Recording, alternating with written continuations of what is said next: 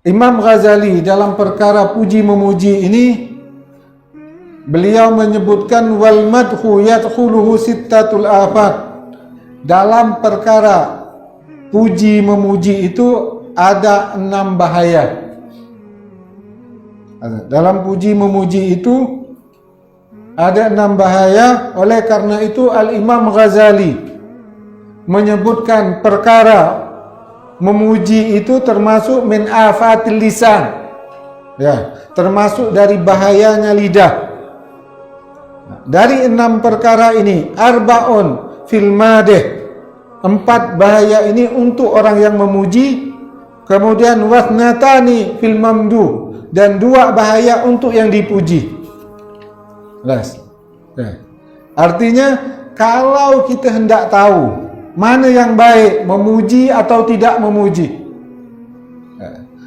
lebih baik tidak memuji, tapi jangan mencelah. Kalau kita mau tahu baik memuji atau tidak memuji, lebih baik tidak memuji, tapi jangan mencelah. Karena dasarnya memuji itu banyak bahayanya. Bahaya untuk kita yang memuji dan bahaya untuk orang yang dipuji. Bahaya, 4 bahaya untuk orang yang memuji, kemudian 2 bahaya untuk yang dipuji. Karena banyak bahayanya, maka lebih baik tidak memuji, tapi jangan mencelah. Jangan memuji, tapi jangan tidak memuji, jangan mencelah. Ya. Karena memuji itu baik, bisa dapat pahala, banyak syarat-syaratnya. Banyak syarat-syaratnya. Lain halnya kita memuji Allah, lain halnya kita memuji Rasulullah. Ya, itu beda. Ini pujian antara kita sesama kita. Amal madih, sekarang 4 bagi orang yang memuji, bahaya bagi orang yang memuji. Amal madih, adapun orang yang memuji, fal ula, yang pertama bahayanya annahu qad yufrid, terkadang kelewatan, berlebihan pujiannya. Wah, kau ni adil sekali, tadak agak, kamu ni baik sekali, lemak baik benar.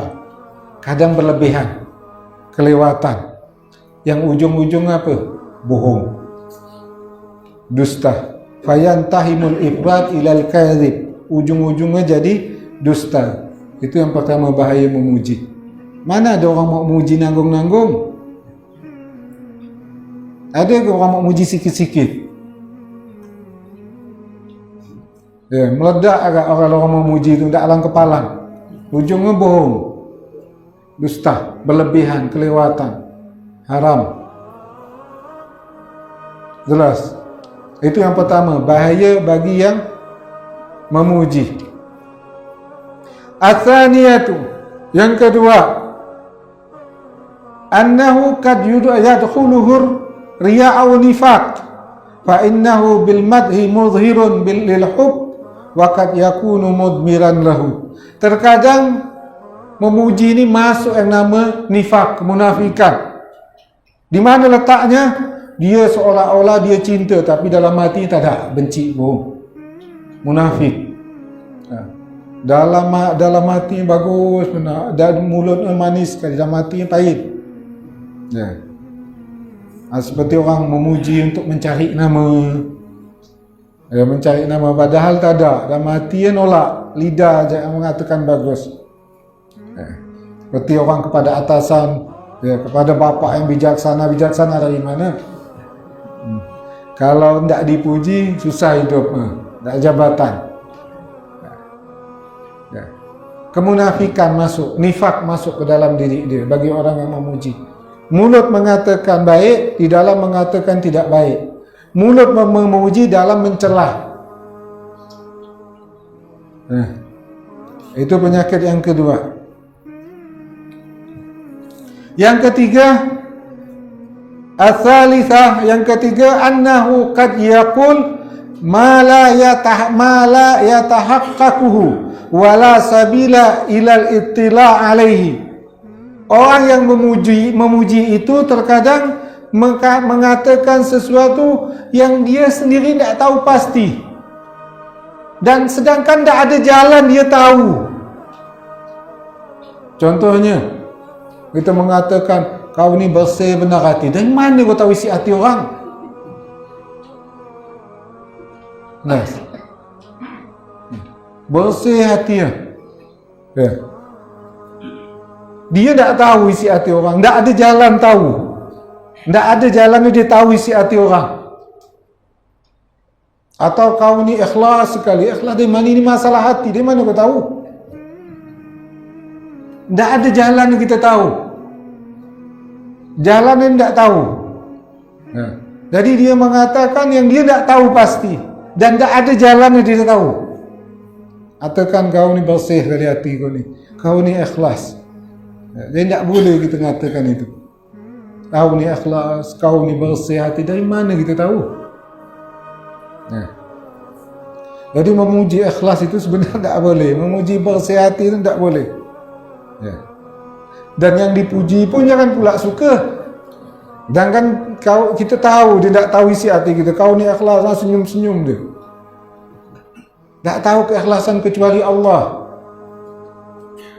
Tak tahu kebersihan kecuali Allah. Dari mana jalan kita tahu?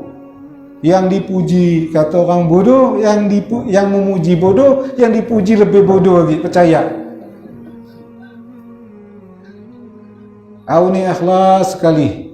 Kau ni bersih hati kau. Dari mana jalan tahu? Tak ada jalan tahu. Jelas? Ya. Yang keempat, bahaya orang yang memuji. Annahu kad yafrahul mamduh wa huwa zalimun aw fasikun wa dzalika ghairu jaiz. Terkadang yang dipuji padahal orangnya zalim. Padahal orangnya fasik sebenarnya di sisi Allah. Dan itu tidak boleh kita memuji orang yang fasik ataupun orang yang zalim. Ya. Kita memuji seorang, dia ni orang baik, dia ni orang soleh, dia ni orang bersih. Padahal di sisi Allah dia ni orang zalim, orang fasik. Padahal kita pun tahu kadang dia ni orang zalim. Kita tahu orang yang fasik, kita puji lagi. Dalam hadis Nabi SAW, Inna Allah Ta'ala yaghdabu idza mudihal fasik. Allah Ta'ala marah bila ada orang fasik dipuji-puji, disanjung-sanjung. Dalam riwayat lain mengatakan Allah marah bila orang fasik, orang zalim didoakan panjang umur. Nah, lebih parah gini. Orang ini dah jelas kezalimannya, orang ini dah jelas kefasikannya. Didoakan waktu ulang tahun dia, semoga panjang umur. Pas ulang tahun ikut tak doakan semoga panjang umur. Berarti dia ingin Allah banyak yang dimaksiati, makin panjang maksiat. Ya. Jadi tidak boleh mendoakan orang fasik. Ya, orang fasik itu panjang umur. Kalau kita hendak mendoakan orang fasik yang jelas kefasikannya, kita berdoa agar diberi hidayah, agar dapat petunjuk. Jangan didoakan semoga panjang umur. Jadi ini 4 perkara bahaya untuk orang yang memuji. Yang pertama, biasanya kelewatan. Ya, ini umum. Kalau memuji itu tetap berlebihan. Jarang sikit-sikit itu tidak ada. Ya. Yang kedua, ada masuk nifak, kemunafikan di dalam hati. Yang ketiga, dia tidak tahu pasti pujian itu benar atau tidak. Dan tidak ada jalan dia tahu. Yang keempat, siapa tahu yang dipuji itu orang zalim atau orang fasik. Maka lebih baik memuji atau tidak. Tapi jangan mencela. Dan adapun al-mamdu, orang yang dipuji, ada 2 macam bahayanya. Yang pertama, an yuhditha kibrahu wa ijabu. Orang ini begitu dipuji timbul di dalam hatinya kesombongan, ujub karena pujian tersebut. Karena sebab kita memuji dia jadi sombong dari ujub. 2 untuk bagi orang yang dipuji. Karena kita sanjung, kita lambung, akhirnya besar kepala, ujub. Itu sebab apa? Karena pujian kita. Wa tsani annahu idza usniya fariha bihi wa fatara wa radiya an nafsihi. Orang yang dipuji itu bahayanya bila dipuji dia gembira dengannya, dengan pujian itu akhirnya menjadi lemah ibadahnya karena puas. Orang dah anggap dia orang soleh, dah tidak berkembang ibadah, malah berkurang ibadah. Orang dah mengatakan dia orang soleh, orang dah mengatakan dia orang baik. Akhirnya dia bahagia, ibadahnya lemah, akhirnya dia rida dengan nafsunya. Tak ada berkembang je dia, tambah hancur. Nah, jadi pujian itu efeknya bisa melemahkan orang beribadah, orang yang dipuji itu. Ya.